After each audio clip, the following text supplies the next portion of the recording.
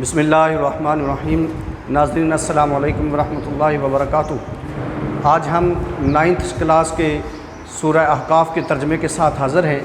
تو سورہ احقاف کے ترجمے کو شروع کرتے ہیں۔ یہ سورہ احقاف جو ہے قرآن پاک کی 46ویں صورت ہے، اور یہ یاد رہے کہ یہ 9th کلاس کے سلیبس کی آخری صورت ہے۔ یہ جو سورہ مبارکہ ہے اس کے 4 رکوع اور 35 آیات ہیں، اور اس سورہ مبارکہ کی آیات 13 تا 15 جو ہیں وہ ہمارے سلیبس میں شامل ہیں۔ تو ترجمے سے پہلے ہم چلتے ہیں اس سورہ مبارکہ کے تعارف کی طرف۔ احقاف، حا، قاف اور فا اس کا روٹ ورڈ ہے، اور اس کا معنی ہے ریت کا ٹیلا، ریت کے ٹیلے۔ اور یہ احقاف وہ جگہ ہے جس جگہ پہ قوم عاد آباد تھی، اور جس جگہ پہ قوم عاد آباد تھی وہ جگہ جو ہے وہ ریتلی تھی، وہاں پہ ریت کے ٹیلے تھے، اس وجہ سے اس کو اس سورہ مبارکہ کا نام جو ہے وہ احقاف رکھا گیا۔ اور یہ آیت نمبر 21 میں احقاف کا لفظ جو ہے وہ استعمال ہوا ہے۔ احقاف کا لفظ سورہ آیت نمبر 21 میں آیا ہے، اور قوم عاد کا ذکر وہاں پہ ہے۔ اور اس کے نزول کا جو وقت ہے وہ رسول کریم صلی اللہ علیہ وسلم سے جنوں کی ایک جماعت نے قرآن مجید سنا تھا، اور ہجرت سے پہلے یہ واقعہ پیش آیا، تو اس اعتبار سے یہ سورہ بھی جو ہے وہ مکی ہے۔ اور رسول اللہ صلی اللہ علیہ وسلم اس وقت طائف سے واپس تشریف لا رہے تھے۔ تو یہ تو آپ کو معلوم ہے کہ طائف کے مقام پر رسول اللہ صلی اللہ علیہ وسلم کے ساتھ جو ظلم و ستم ہوا، تو نخلا کے مقام پر فجر کی نماز میں قرآن مجید کی تلاوت آپ فرما رہے تھے۔ اور اس سورہ مبارکہ کا خلاصہ کہ اس سورہ مبارکہ میں بھی اللہ تبارک و تعالیٰ کی توحید، رسالت اور آخرت کا ثبوت ہے، اور حضرت محمد رسول اللہ خاتم النبیین صلی اللہ تعالی علیہ وسلم کو تسلی دینا ہے۔ اس کے مضامین میں جیسا کہ میں نے بتایا کہ اس میں شرک کی مذمت کی گئی ہے، قرآن مجید اور رسالت اور آخرت پر مشرکین کے اعتراضات کے جوابات دیے گئے ہیں، اور اس سورہ مبارکہ میں والدین کے ساتھ حسن سلوک کی تلقین بھی کی گئی ہے۔ ماں کا خاص طور پر ذکر کیا گیا ہے کہ وہ اپنی اولاد کے لیے بہت سی مشقتیں برداشت کرتی ہے۔ اولاد کے شکر گزار ہونے اور قناعت والی زندگی گزارنے کو ان کی بہترین خوبی کے طور پر بیان کیا گیا ہے۔ جو لوگ اپنے والدین سے برا سلوک کرتے ہیں ان کے برے انجام سے بھی خبردار کیا گیا ہے۔ اللہ تعالیٰ نے قرآن مجید میں اپنی عبادت کے بعد والدین سے حسن سلوک کو سب سے اہم قرار دیا، گویا کہ حقوق العباد میں سب سے اولین حق والدین کا ہے، سب سے پہلا حق والدین کا ہے۔ تاریخ سے برے کردار کی مثال کے طور پر قوم عاد کا ذکر کیا گیا ہے۔ یہ قوم جزیرہ عرب کے جنوبی علاقے عمان کے قریب رہتی تھی۔ انہیں اپنی جسمانی طاقت پر بڑا ناز تھا، غرور تھا۔ حضرت ہود علیہ السلام نے اس قوم کو اللہ تبارک و تعالیٰ کا فرما بردار بننے کی دعوت دی، لیکن انہوں نے انکار کیا۔ پھر یہ قوم اپنی جسمانی طاقت اور غرور کے ساتھ ہلاکت کا شکار ہو گئی۔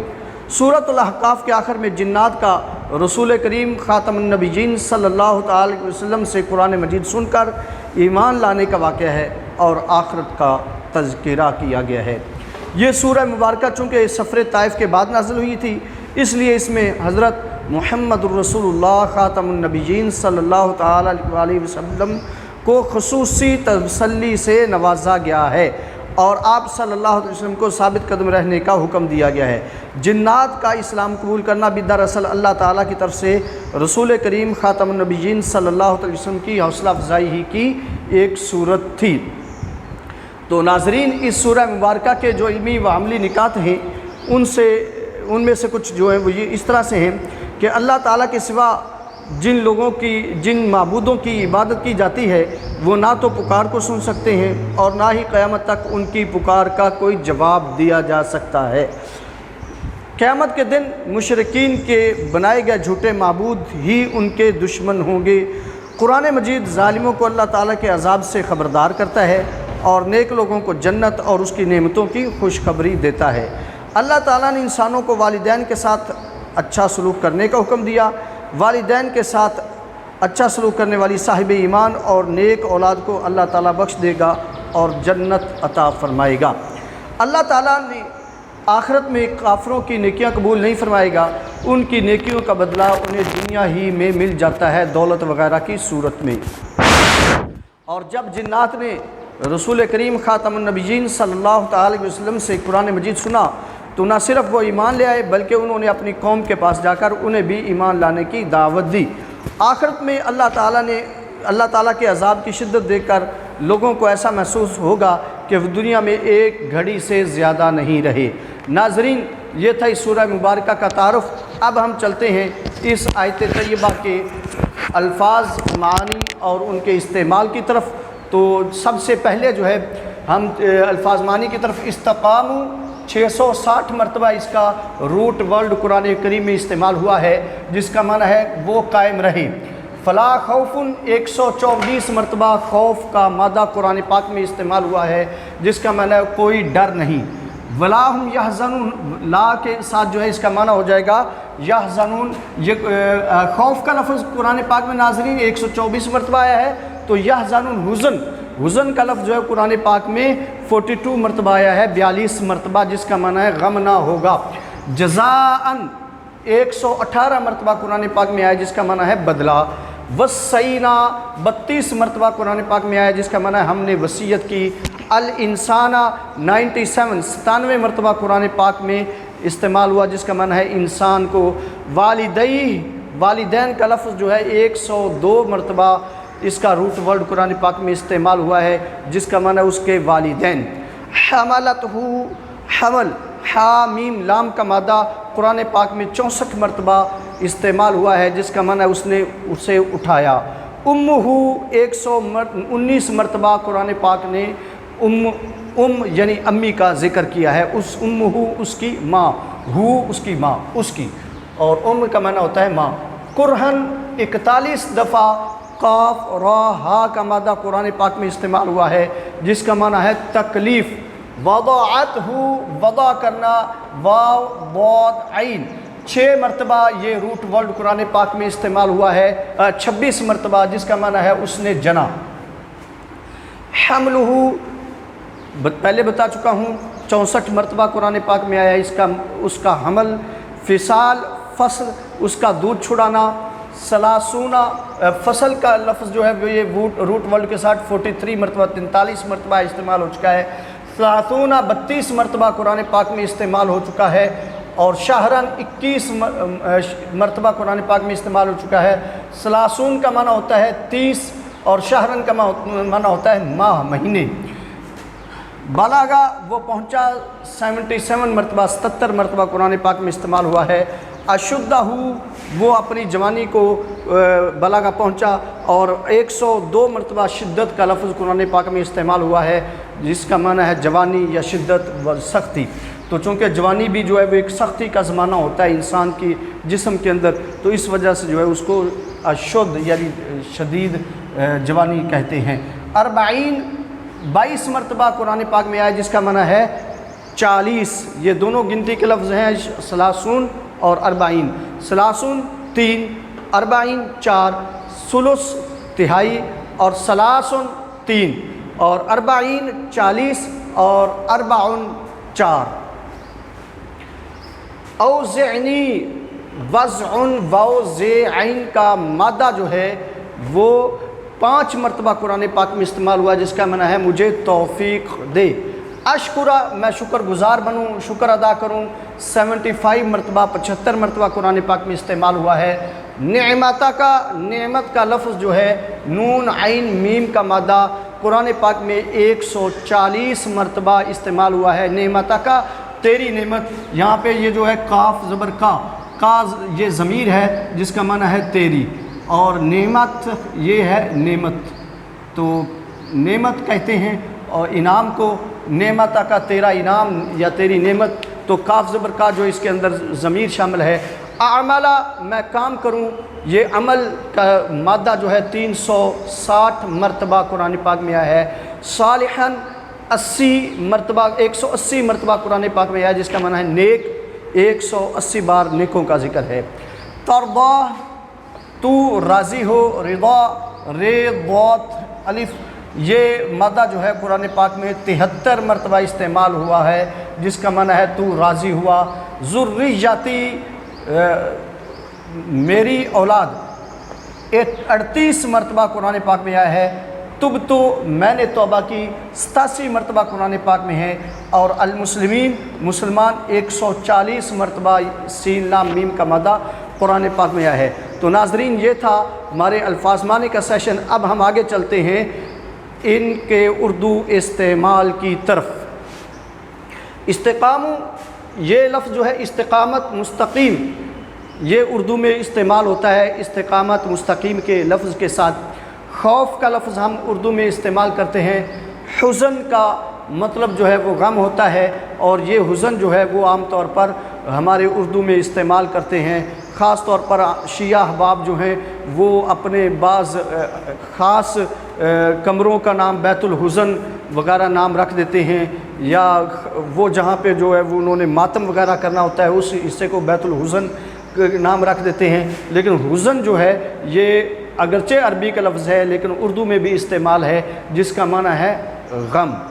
جزاءً، جزا، بدلہ، یہ ہمارے ہاں اردو میں عام طور پر استعمال ہوتا ہے۔ وصیت، وصینا، وصیت، یہ وصیت کا لفظ جو ہے ہم اردو میں استعمال کرتے ہیں، اور انسان تو اردو میں بھی انسان ہی ہے، عربی کا ہو یا اردو کا ہو، ہے تو انسان ہی نا۔ تو والدین، والدیہ، والدین کا لفظ اردو میں استعمال ہوتا ہے۔ حملتہ، حمل، حمل کا لفظ پریگننسی کے لفظ کا، یہ لفظ جو ہے پریگننسی، حمل، اٹھانا، یہ اردو میں استعمال ہوتا ہے۔ امہ، اس کی ماں، امی، امن کا لفظ، امی کا لفظ جو ہے قرآن پاک میں آیا ہے، اور یہ امی کا لفظ جو ہے یہ اردو کا لفظ ہے۔ کراہت، قرآن کراہت، ناپسندیدگی، تکلیف، تو چونکہ کراہت اسی کو کہتے ہیں نا جس کو دیکھ کر کچھ تکلیف ہو، تو اس میں حمل کے ساتھ بھی جو ہے وہ تکلیف ہوتی ہے، تو پریگننسی ایک تکلیف کا پروسیس ہے، تو یہاں پہ جو ہے قرآن کا لفظ اس پروسیس کے لیے استعمال ہوا۔ وضاعت، وضع کرنا، رکھنا، جننا، وضع کرنا۔ حمل، پریگننسی، حمل، فصال، فصل کو کہتے ہیں، اور فصل جو ہے یہ موسم کو بھی کہتے ہیں، اور فصل کا اصل معنی جو ہے وہ جدائی ہے۔ کتابوں کے اندر لکھا ہوتا ہے فصل اول، فصل دوم، فصل سوم۔ تو یہ کیوں لکھا ہوتا ہے کہ چونکہ وہ ایک گفتگو دوسری گفتگو سے جدا ہو رہی ہوتی ہے۔ یہ بتایا جا رہا ہے کہ یہاں پہ ایک گفتگو مکمل ہو گئی ہے اور دوسری گفتگو جو ہے یہاں پہ سٹارٹ ہو رہی ہے، اس لیے اس کو فصل بولتے ہیں، اور فصل کا اصل معنی ہے جدا کرنا، اصل معنی جدا کرنا۔ تو یہاں پہ فصل جو ہے چھڑانے کے لفظ کے یعنی جدا کرنا یا چھڑانا، یہ لفظ جو ہے چونکہ فصل کو بھی اس لیے فصل کہتے ہیں نا کہ وہ فصل جو اگائی جاتی ہے اور پھر جو ہے اس کو جب کاٹا جاتا ہے تو کاٹنے کے بعد جو ہے اس کو زمین سے جدا کیا جاتا ہے، تو اس وجہ سے اس کو فصل بھی کہتے ہیں۔ اور موسم کو بھی فصل کہتے ہیں، اس وجہ سے بولتے ہیں کہ چونکہ موسم جو ہے وہ گرمی اور سردی کے اندر جو ہے وہ جدائی ہو رہی ہوتی ہے، گرمی اور سردی ہم سے جدا ہو رہی ہوتے ہیں، موسم ہم سے جدا ہو رہے ہوتے ہیں، تو اس لیے اس کو فصل کے جدائی کو کہتے ہیں۔ شہرن، شہر رمضان، رمضان کا مہینہ، شہر مہینے کا لفظ جو ہے یہ عام طور پر ہمارے یہاں اردو میں استعمال ہوتا ہے۔ بلغ، بلوغ، تبلیغ، یہ عام طور پر جو ہے وہ بچہ بالغ ہو گیا، یہ لفظ اردو میں استعمال ہوتا ہے۔ اشدہ، شدت، شدید، یہ لفظ اردو میں استعمال ہوتے ہیں۔ 40 کا لفظ جو ہے یہ بھی اردو میں استعمال ہوتا ہے، جبکہ یہ جو 30 کا لفظ ہے ناظرین، یہ بھی ہم اردو میں استعمال کرتے ہیں، ثلث، تہائی، تیسرا حصہ۔ اور اشکرہ، شکر، یہ لفظ قرآن پاک میں استعمال ہوا ہے، اردو کا اردو میں استعمال ہوتا ہے۔ شکر اردو میں بھی شکر ہی ہے، عربی میں بھی شکر ہے۔ اور نعمت، نعمت اردو کا لفظ ہے۔ عمل، عمل کرنا، یہ عمل بھی جو ہے وہ اردو کا لفظ ہے۔ صالح بھی اردو کا عمل ہے۔ راضی ہو جانا، رضا، راضی ہو جانا، یہ اردو کا لفظ ہے۔ ذریت، ذریت آدم، آدم علیہ السلام کی اولاد، تو یہ بھی اردو کا لفظ ہے۔ تبتو، میں نے توبہ کی، توبہ جو ہے اردو کا لفظ ہے تبتو۔ اور مسلمین، مسلمان اردو کا لفظ ہے۔ تو ناظرین یہ تھا ہمارا سیشن جس میں ہم الفاظ معنی کی وضاحت کرتے ہیں۔ تو اب چلتے ہیں ہم ان آیات مقدسات کی ٹرانسلیشن یعنی ترجمے کی طرف۔ بسم اللہ الرحمن الرحیم۔ ان الذین قالوا ربنا اللہ، بے شک وہ لوگ جنہوں نے کہا کہ ہمارا رب اللہ ہے، ثم استقاموا، پھر وہ اس بات پر قائم رہ گئے، فلا خوف علیہم ولا هم یحزنون، ان پر نہ تو کوئی خوف ہے اور نہ ہی وہ غمناک ہوں گے۔ اولئک اصحاب الجنۃ خالدین فیہا، یہی جنتی لوگ ہیں جس میں وہ ہمیشہ رہیں گے۔ جزاء بما کانوا یعملون، یہ بدلہ ہے ان کے اعمال کا۔ ووصینا الانسان بوالدیہ، اور ہم نے انسان کو وصیت فرمائی اس کے والدین کے ساتھ احسان کرنے کی۔ حملتہ امہ کرہن، اس کی امی نے اس کو اٹھایا، پیٹ میں اٹھائے رکھا تکلیف کے ساتھ۔ ووضعتہ کرہن، اور اس کو تکلیف کے ساتھ ہی جنم دیا۔ وحملہ وفصالہ 30 شہرا، اس کا حمل اٹھانا اور اس کو جو ہے وہ دودھ چھڑانا، اس کی مدت 30 ماہ ہے، یعنی جننے، حمل میں رہنے اور پھر جو ہے دودھ چھڑانے تک جو ہے یہ 30 ماہ کا عرصہ ہے۔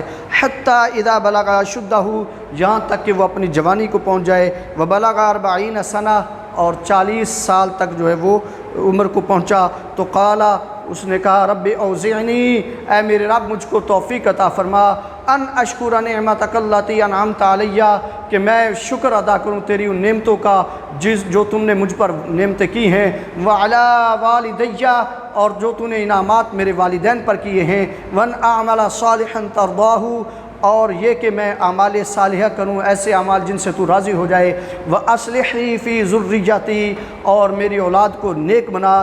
انی تبت الیک، بے شک میں تیری بارگاہ میں توبہ کرتا ہوں۔ وَإِنِّي مِنَ الْمُسْلِمِينَ، اور بے شک میں ہی تیرا فرما بردار ہوں۔ ناظرین، یہ سورہ احقاف قرآن 9th کلاس کے سلیبس کی آخری سورہ مبارکہ کا ترجمہ ہو گیا سلیبس کے مطابق۔ تو آئندہ سبق کے لیے ہمیں اجازت دیجیے۔ اللہ حافظ، السلام علیکم ورحمۃ اللہ وبرکاتہ۔